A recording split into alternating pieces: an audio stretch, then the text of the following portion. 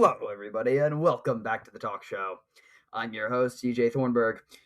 First of all, I'd like to apologize for our little break. We've been quite busy during the summer, a lot of scheduling conflicts. So, for the summer, we'll be shifting to an every other week schedule to maintain quality interviews without forcing it. We will be back soon towards the end of summer with our every week schedule, bringing you great conversations without missing a beat. Don't forget to check out our website, thetalkshow.org, for updates and all things The Talk Show, and subscribe to our Patreon for extra bonus content. Now let's dive in. Today I'm here with Dr. Jason Cassibry, a rocket propulsion scientist. Say hello. Hello, how are you? Yeah, so I know I kind of mentioned some of it on accident a little bit there, but can you just describe some of what you do? Yeah, sure. So I'm a professor at the University of Alabama in Huntsville, and a professor does teaching, research, and service. So we wear three hats. So I teach propulsion classes, other engineering courses. This fall I'm teaching programming and hypersonics. My research involves things like fusion for propulsion and terrestrial power. And we also do nuclear propulsion research as well. We do a lot of work with NASA. We collaborate with them all the time. And in service, I do a variety of things, but maybe among the more interesting is I'm the radiation safety officer for our campus. Interesting. Now I say we just dive right into the questions. Yeah. You said you spent your career, right, at doing a lot of advanced propulsion, plasma physics, space Yeah. innovation, things of that such. What originally sparked your fascination with things of that matter? Yeah, so I always kind of had an enjoyment of science and math courses when I was elementary school, middle, and high school. And at some point, I think along the way, as maybe a freshman in high school, I thought, oh, well, I'll be an engineer. I had a couple of uncles that are engineers, so I kind of came by that honestly. And somewhere towards the end of high school, my grandmother's best friend, a woman named Linda Adams, said, you like science here. Why don't you take a look at this? And she gave me a Discover magazine, and I've never found the issue. But in that issue, they had an article on fusion propulsion. And I read that and I just went, this is my life now. And I just kind of had this obsession that probably has a diagnosis to explain it. But I kept trying to work towards that goal, even though it was the most unlikely career choice one could make. And eventually I kind of developed into that position where I'm kind of one of the primary people in fusion propulsion. Now that's like, you know, bragging that I'm the principal of a home school or something, and I'm not knocking homeschool. I'm just saying there aren't a lot of us to start with, but it's a passion that was it was a spark that got lit back when I was in high school from just an article. So it's kind of funny how those things get started. That's awesome. So we keep talking, mentioning fusion propulsion. Yeah. For the audience, in layman's terms, can you describe what fusion propulsion is? Sure. So first, let's start with fusion. So you have chemical reactions. If you hop in a car and go anywhere, you're dealing with most likely gasoline combustion. That's a chemical reaction. Or you're dealing with batteries, and certain batteries have a chemistry associated with them to generate electricity. But we live in a world that is driven by, chemical reactions and things like that. But when you get to nuclear reactions, you can deal with either fission or fusion, and they're opposite effects. So fission is when you deal with really, really big, heavy atoms that split and release a tremendous amount of energy. And fusion is just the opposite. It's light elements like deuterium, which is a form of hydrogen, or helium, and the nuclei come together and they release a tremendous amount of energy in those reactions. So let's say that you have what would be like a megajoule of energy burned in a car. So this would be like maybe a kilogram of gasoline, easy to pick up, a couple of pounds or something, might release like a few megajoules of energy. Nuclear reactions are 1 million times more energy dense than that. So if you needed a kilogram of gasoline to give you a certain amount of energy, you would need like a milligram or less of the same amount of nuclear energy. I mean, just the difference is astounding. So it's a really, really dense way to store energy. So back to your question, what is fusion propulsion? So fusion means that if you could get it to work, you don't have to carry nearly as much fuel, and it packs a lot of punch from the reactions. So it allows you to push the gases out of a nozzle faster which allows you a better fuel economy in space. The faster you can push the gases out, the less fuel you need to get to a destination. So if we want to basically explore more within cislunar space or go to Mars or beyond, it really helps if you have nuclear technologies to do it, whether you're talking about fission or fusion. And fusion is one of the very few technologies that we know of that could really make travel to Mars routine, or travel within cislunar space, which is just the big volume occupied by the Earth and Moon system, routinely, because it's very, really hard to travel in space. Anything beyond low Earth orbit is difficult. And fusion is one of those technologies that could really enable, rapid transit around to various destinations. Yeah. Now, with this fusion energy, Mhm. you mentioned how it would take less matter to create more energy. Does that make it, I suppose, more efficient use of energy when going into space? Absolutely, yeah. It takes a lot less energy, so that just a milligram of fusion might release 1,000,000 joules of energy. I don't know if that necessarily means anything, but 1,000,000 joules is like two hand grenades. Since we're not far removed from Fourth of July, a hand grenade would be very dangerous, by the way. But yeah, just a milligram, something that might be a dose in a pill that someone takes. Just a tiny, tiny bit of that fuel is all it takes to release a huge amount of energy. But that's kind of what you need in order to have advanced propulsion. That's interesting, and I love the grenade metaphor there. Yeah, That's it's very American. I propose that's how we measure all units of measurement now. yeah, It's it's about 12 hand grenades.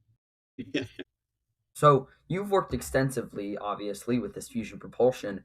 Mhm. Based on where we are with space propulsion rocket technology, what do you think is the most realistic pathway to achieving a fusion-powered spacecraft? That is a great question. And it is not something that we're going to leap to tomorrow. So we need to do this in increments. And so right now, NASA is looking at two technology, actually, four nuclear technologies, if I really count them all out.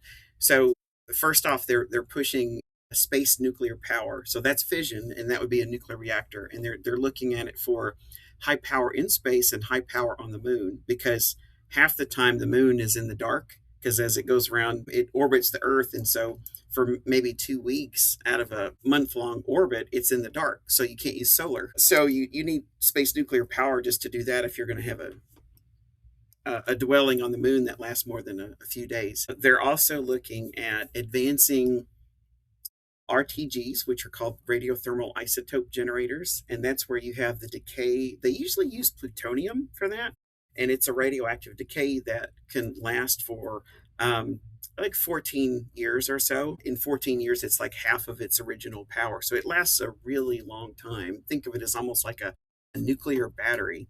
And all of our deep space probes like Voyager and Pioneer that we're still kind of talking to, a couple of them, I think, but those were all plutonium based RTGs. But they're looking at other materials, basically radioactive waste to be used, like americium is one of them. And you may not have heard of americium, but if you have a smoke alarm, there's a good chance you have americium in your house. It's used just a little bit, but it might be used for that. Now, the big ones, the exciting ones, are advanced propulsion. So they're looking at both nuclear electric systems and nuclear thermal propulsion systems. They both use fission, but the nuclear thermal propulsion system is probably the nearest term technology that could be used to go to Mars. That doesn't mean it's going to be used, but that's one of the possibilities. And the way it works is you have a reactor, it gets super hot, you pass hydrogen through that reactor, and it goes out a nozzle. So it basically takes the heat from the reactor and just expands out a nozzle, and they use hydrogen, and it has better fuel economy than a regular rocket does. So it has somewhat better performance. So you could go to Mars and come back in maybe a year or 2 years' time, depending on the alignment between Earth and Mars that you pick. So there's two different types of missions you can do there. NEP is the one that is the stepping stone to fusion, because you need a nuclear reactor as your startup for the fusion reactor, because fusion doesn't spontaneously happen unless you have a star, but that's not very portable, having an entire star to run your system. So you need an NEP, a nuclear electric system. You need the power to then run a propulsion system. And once they get that infrastructure built, and they're building something now called SMR, that stands for, shoot, I can't remember what it is. Not Uh, SMR, it's super SR1. mega ray. It's not SMR. I'm thinking of small modular nuclear reactors. SR1. It's a, I forget what it stands for, but it's a nuclear electric propulsion concept. It's a demonstrator that they're trying to build right now in the next couple of years. And so this is how it would work. You build the nuclear electric system and the propulsion system, and it's not going to be very sporty. Like you wouldn't want to race it against a tricycle. Tricycle's going to win for a while because they don't accelerate very hard, but they can run for a really long time. So that acceleration, as bad as it is, accumulates. But eventually that technology will get better. And at some point, as fusion matures, you can pull that propulsion system out and put in a fusion system. And the fusion reactions that come out will greatly amplify that propulsion system and give it like a 50 or 100 times over improvement in performance. And at that point, your NEP slash fusion hybrid system could get you to Mars in about a month's time, maybe 2 months, instead of the 3 or 4 or 5 or 6 that it takes with other conventional technologies. And that doesn't sound like, it sounds like an evolutionary versus revolutionary. But one of the dirty secrets about deep space travel is that it's very radioactive out there, and we can't shield for some of that radiation. Some of it, you can't shield against it. It's a problem. And you can only stay out in space for about 2 years before you've accumulated a significant amount of radiation dose that could compromise your health. So the faster you can go somewhere and shelter in place or do your experiments or your space, related stuff and come back, the better, because we don't have a good answer for the radiation exposure yet, other than going fast. Speed. I am speed. One winner, fusion. Everyone else is losers. No, Yes. I don't really mean that. I appreciate that you got that referenced. It's a Yeah. great movie. Oh, it is such a good movie. Maybe he would have won against Jackson Storm if he had a fusion reactor stuck to his back. No. So, you mentioned that you worked with NASA on some of this propulsion Yeah. technology. Yes. What originally drew you to working with NASA, and how did you first get the opportunity to work there? So NASA was something that I remember as a kid in first or second grade. Every classroom had one of these big carts that you'd put one of those giant television sets on, and we'd get to watch a show once in a while as a treat. But one of the things we always got to see was the shuttle. So we watched the first shuttle launch ever was on a TV in a classroom. So we watched the Columbia, and it had a couple of missions, and then the Challenger, and so on. And that was just kind of part of the routine, is watching those shuttle flights. And it just seemed like an impossible dream. I grew up in rural Kentucky, and it just seemed so far from reality to work on that. But then one of my uncles became an aerospace engineer and worked on planes and other things related to aerospace. And then it seemed a little bit closer. And then when I got that passion to do fusion and go to and explore space, and I started watching things like Star Trek and Star Wars, I just developed this craving that I could not quiet in my head. It's just like a pressure builds and you have to go do it. It doesn't matter what the risks or absurdities are with making a choice like that in your career. You just have to do it. And so it just sort of built, and it didn't go away. And as a professor, I see that bug in kids a lot. They come, and some of them don't know what they want to do. They want to do engineering, and they pick something that's totally fine. But some of them, there's nothing you could tell them. They're going to do this. They're going to work on this. So it was just something I always kind of strived towards. And when I came to Huntsville for my PhD back in 1999, so we're talking 27 years ago in a month from now. So it's been a while. I'm getting old. I had an opportunity to come down and work a PhD. I did not want to be a PhD student because I was tired of being poor. You don't make money as a student. And I thought, gosh, if I'm going to do this, this is my only shot, and I'll regret it the rest of my life if I don't try. So I did. And it was really hard. It required a lot of sacrifice, but I'm glad I did, because it's developed me a lot as a person. Doing that. So I came down here in '99, and my research allowed me to work at NASA Marshall And so I got to work with a lot of fantastic people over those 4 years, and a lot of them I made friends with, and I've continued those relationships to this day. And I can elaborate, but I want to pause and let you respond if you like to anything. No, feel free to continue. It's very interesting. Yeah, yeah. I just don't want to ramble for Yeah, well, I was born at a very early age in life, and Yeah, yeah, no. hey, you're talking to the master of ramblers here. So working with NASA has been a privilege. So I was a student out there. It was called the Graduate Student Research Program. I've never technically been a full time employee out there, but I've been kind of NASA adjacent this whole time. So as a research engineer, then research professor, and then professor across a 2.5 decade time frame, I've collaborated a lot with NASA. A lot of times we will work kind of on our own for a bit until we've kind of matured an idea, and then we write a proposal, and if the proposal wins, we get to do the work that kind of pays for our time and pays for students and buy the equipment or the computers that you need.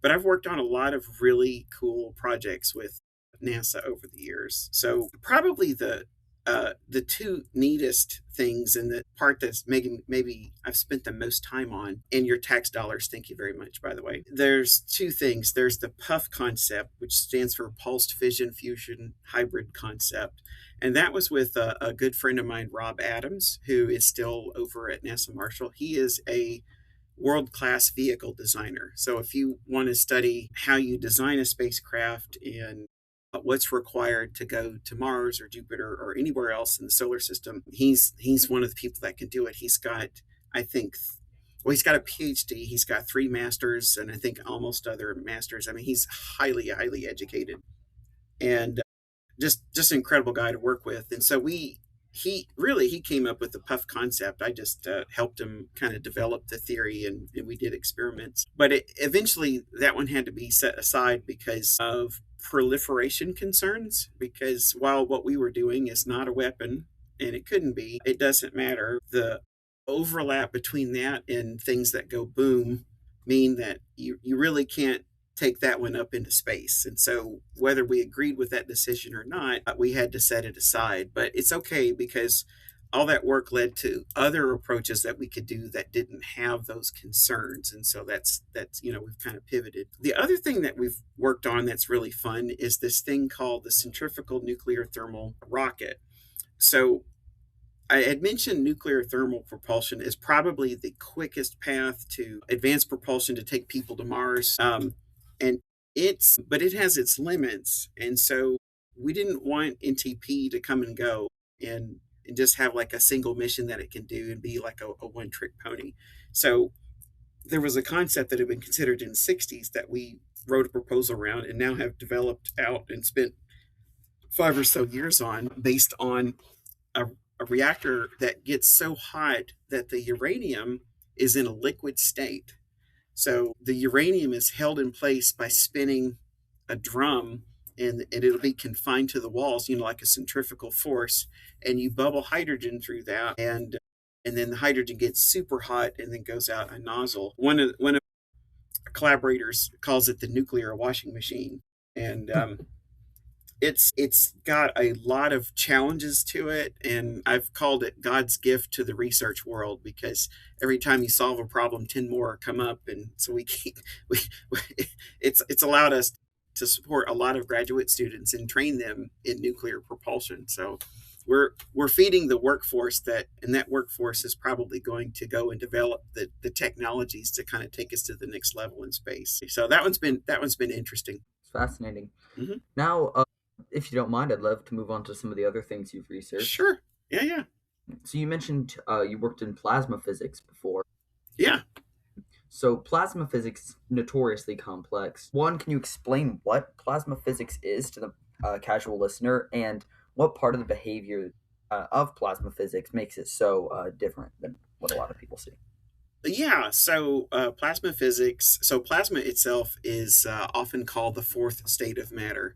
So you have solids, liquids, and gases, and those are the things that everybody are used to. And those different textures are the phases that we consider that we can categorize matter with, or most matter. And plasma is one that occurs when the gas gets to a really high temperature. Now, there's no flag that gets raised that says it's plasma now, because it's kind of like a gradual change in the properties from one temperature to the next. But I would say that once you get to temperatures of about 10,000 degrees, I would say Celsius. I can't do it in Fahrenheit because we generally use a unit called Kelvin or electron volts, and those are not as commonly used in the public. So Celsius is close enough, but about 10,000 degrees Celsius is roughly where you start to get the properties of a plasma and where you see plasma. So don't stare at the sun, but the sun is basically a giant ball of plasma. That's an example. Anything that goes through reentry would be generating temperatures like that. And so there's a plasma, especially when it's still going really fast up high in orbit. Anytime you see a meteor streak across the sky, the gas that's surrounding that and making the tail, that's also a plasma. And it's actually the most common state of matter in the universe. So, mostly because most of our mass is in stars. But what is it? Why is it special? So, it's so hot that the atoms that make up the material, the electrons that are in orbit around the nucleus, get stripped off. So they don't go anywhere, but it just becomes a soup of ions and electrons. And what makes that special is that it conducts electricity. And so the physics changes a lot because if it can conduct electricity, it can carry magnetic fields and electric fields and current. And when I started out in this area, I knew quite a bit about fluids, and I'm like, oh, what's the big deal? It just adds a couple extra terms in the equations, and that's easy. Boy, is that a humbling thing to learn that it is anything but easy. It's the reason why many nights I would give up on a problem and just lay down on a couch and scream into a pillow because I couldn't solve the problem. Plasma physics is hard.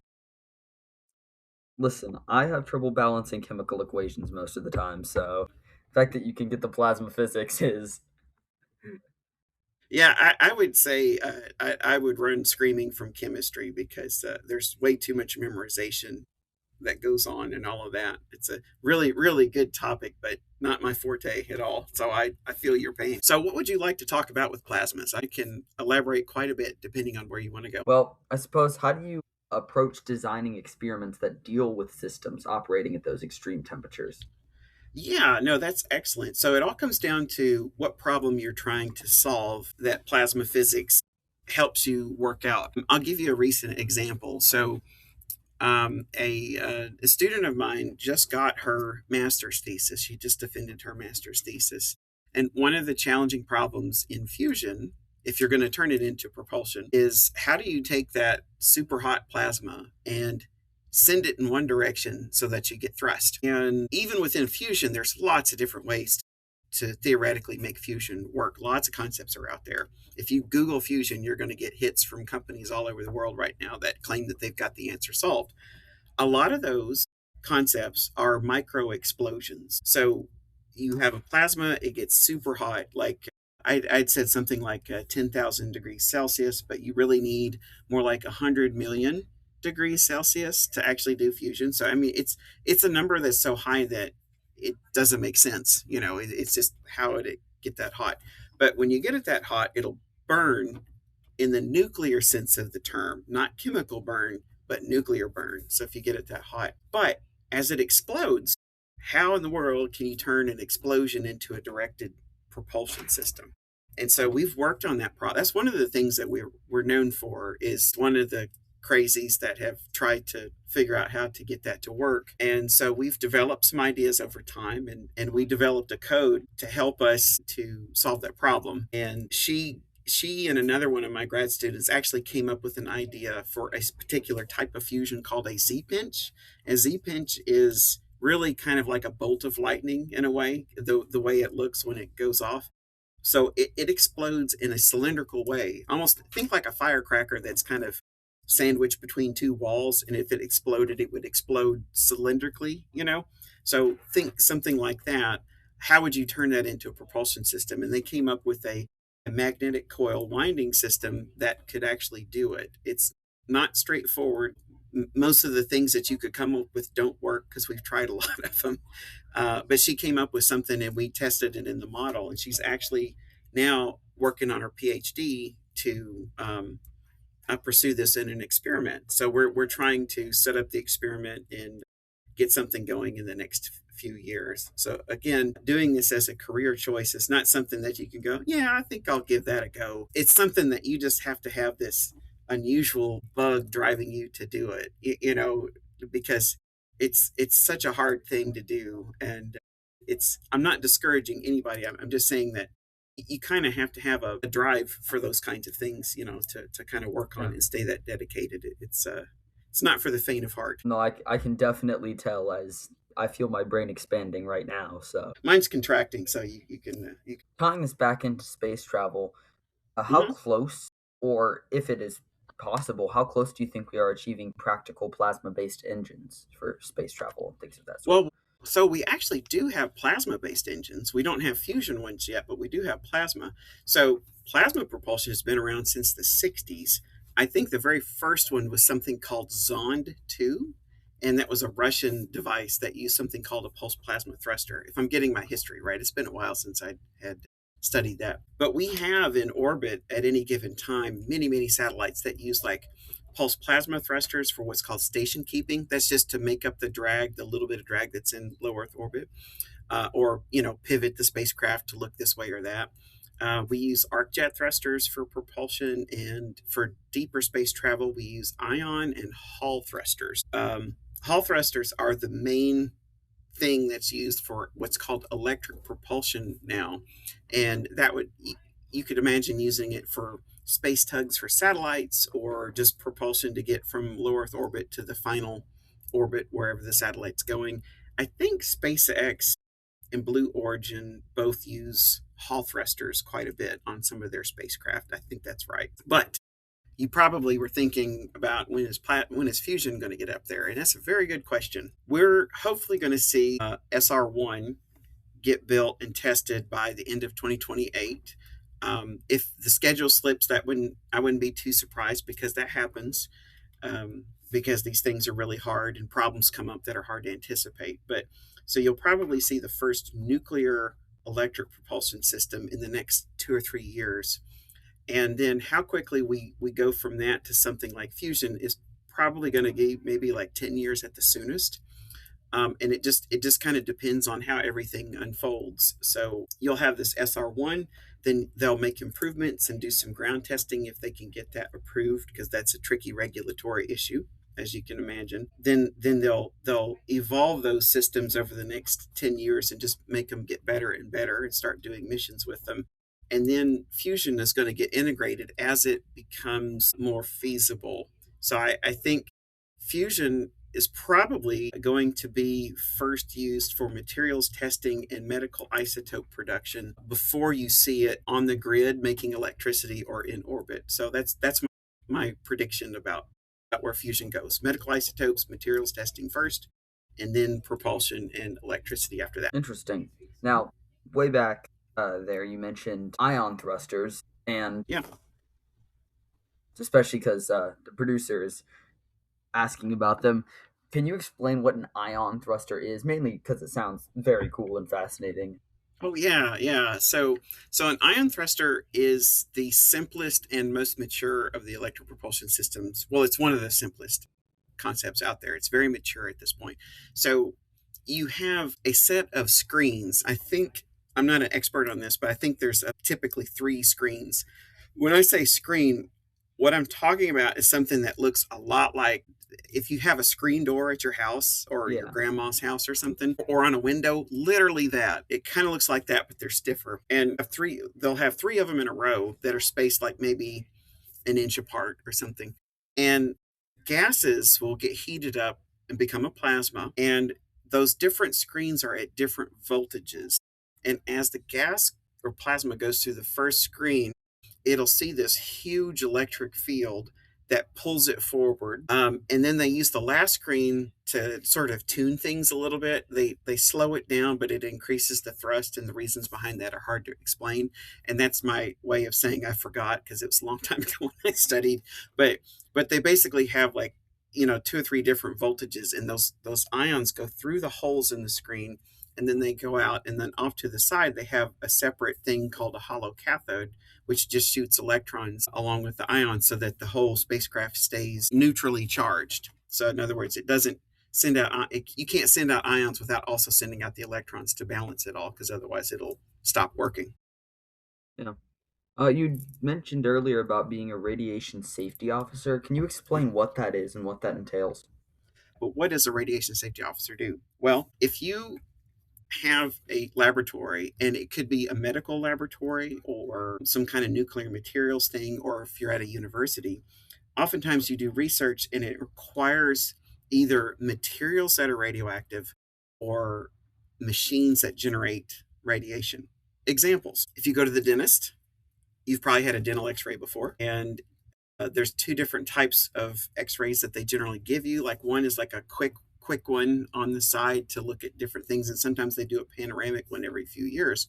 The quick one, that exposure you get, is called a bite wing. I don't know who picked that name, but I always thought that was interesting. And that's like the tiniest bit of radiation that you might get exposed to, medically speaking. The panoramic one is a little higher, and then if you have a chest x-ray, that's a higher level, and a CT scan, or a CAT scan, I mean, is like the highest exposure I think that you can get, if I'm not mistaken. But those are all machines that generate x-rays. And when you have people that are trained to administer that, to help understand like what's going on with you medically speaking, you have to do that safely. So you have to know how much can a patient get exposed to safely, and then if you're the operator, how can you do this safely and monitor to make sure that person is not getting exposed too much, because radiation is something that can be very, very safe. And in fact, we are constantly bombarded with radiation. You, me, everybody. There's just natural radiation in the background.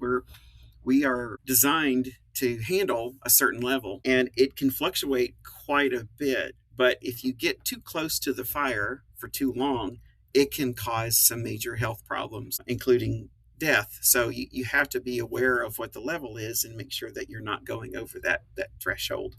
So when you heard the alarm going off, what I did is I had grabbed an old circuit board that has an americium source in it, which was used for a fire alarm that went bad. And so I have a few of those sources, and I just to for demonstration purposes, I can Yes. bring it close and make it go, what's going on, and then put it back. So the radioactive materials is the other side of it. So people use radioactive materials for all kinds of things like calibration, or they use it as a radiation source for studying all kinds of different effects. And to me, one of the most important ones are the isotopes that are used for medicine, because certain isotopes you can inject into cancer patients and it will help cure cancers. And some are better than others at this, but they use them a lot for treating various things with patients. And so, but you have to handle them carefully. You have to keep them shielded, and you have to make sure that the workers are not exposed too much to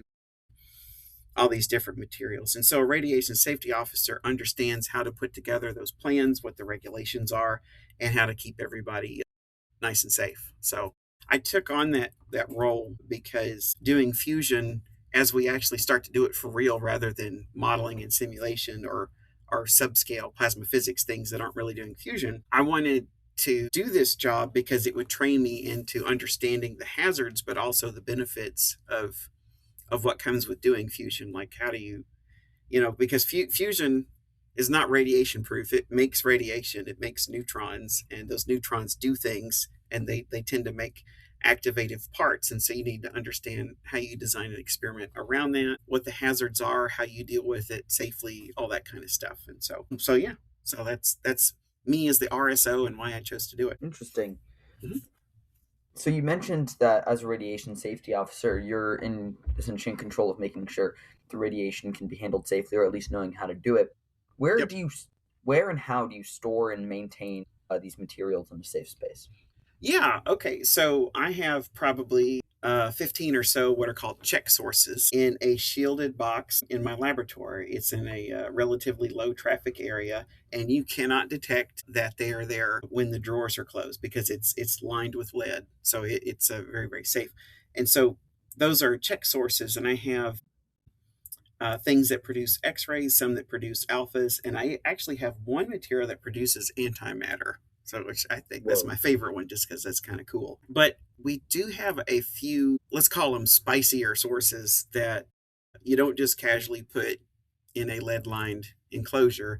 Those are in a vault that we have in a safe and undisclosed location on campus, and they are under. We have a Big chance vault of in which explosive. that's right. That's right. It's under a chair in a classroom where the undergrads sit, take classes. But the ones that don't do their homework, we say, "Why don't you sit over in that chair today? It's warm and don't worry about it." The No. burning you're feeling is completely natural.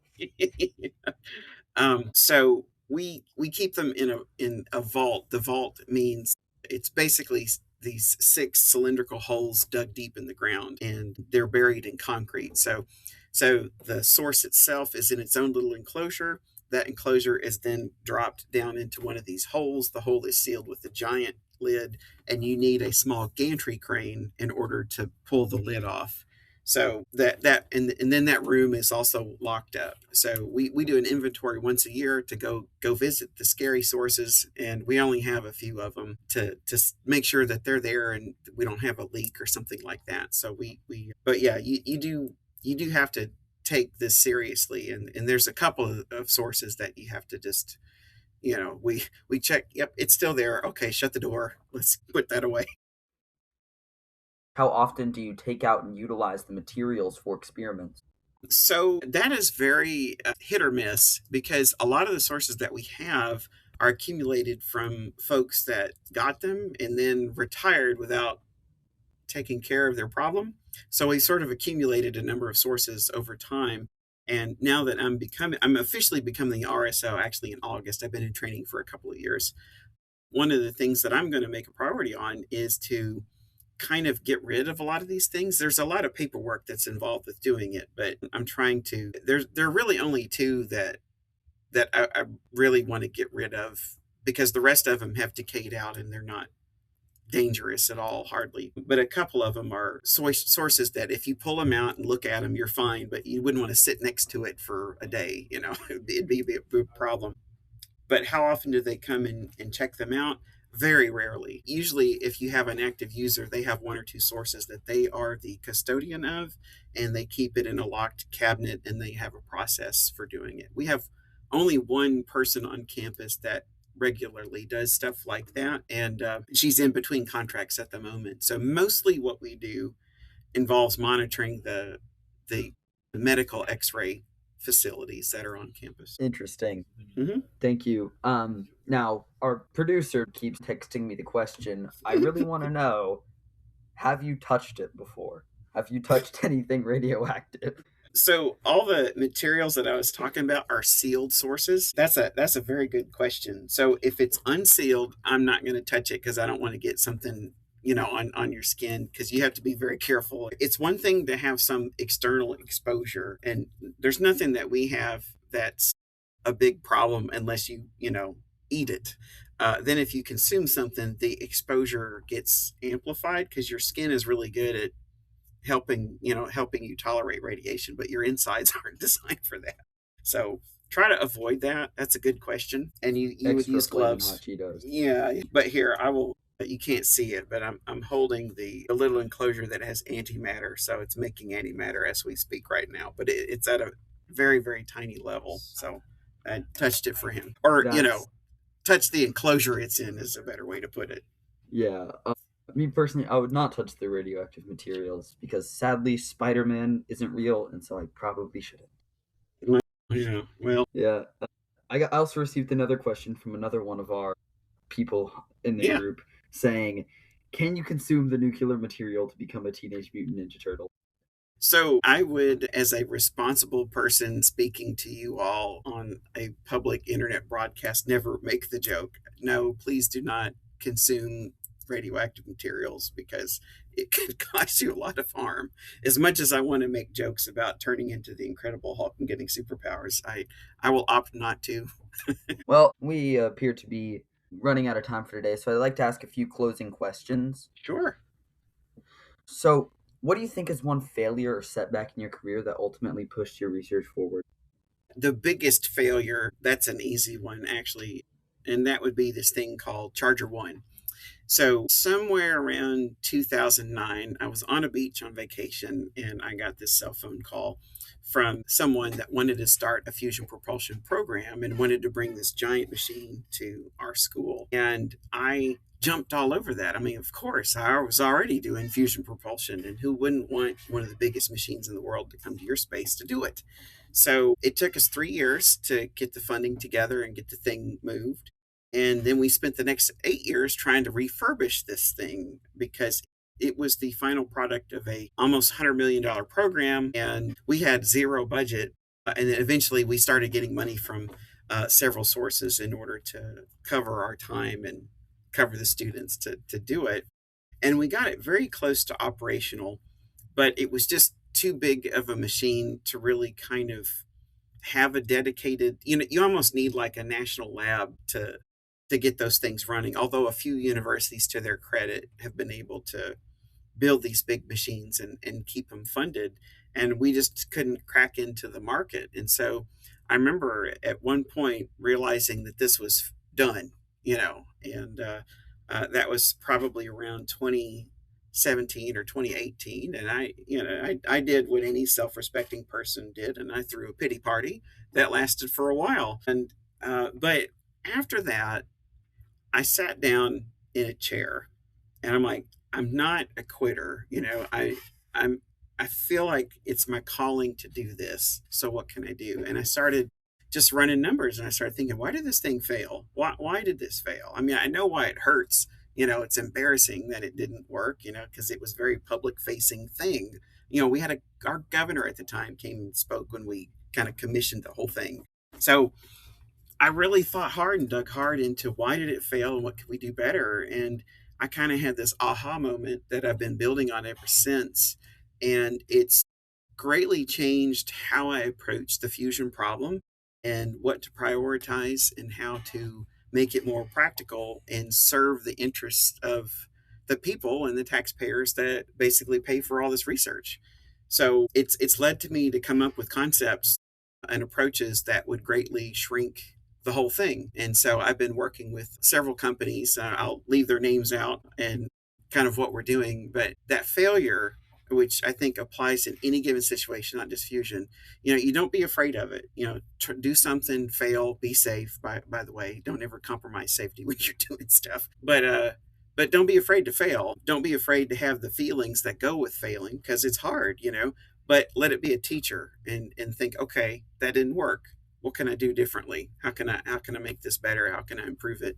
And yeah, so you asked a great question, and hopefully that's a decent answer. But Charger One, greatest failure, but also greatest teacher. Do you have a big dream that you hope that your work contributes to? Yes, I have several dreams, but one of them is to, and it's really kind of become that anyway. But I would like the lab that we have. I'm speaking here, and I'm sure my students are either trying to get me to be quiet so they can focus or whatever, or maybe they're listening, I don't know. But have a lab with well established devices that do several levels of experiments in both the diagnostics that are involved to understand what the plasma is doing and the fusion, and then the consequences from what the fusion reactions are doing, like to the surrounding materials, and basically make this place a springboard for kids to come in, get trained, and go out into the workforce and build on those skill sets that they got here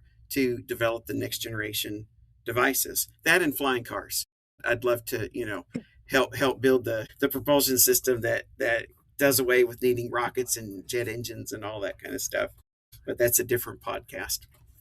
Yeah. Flying red Corvette.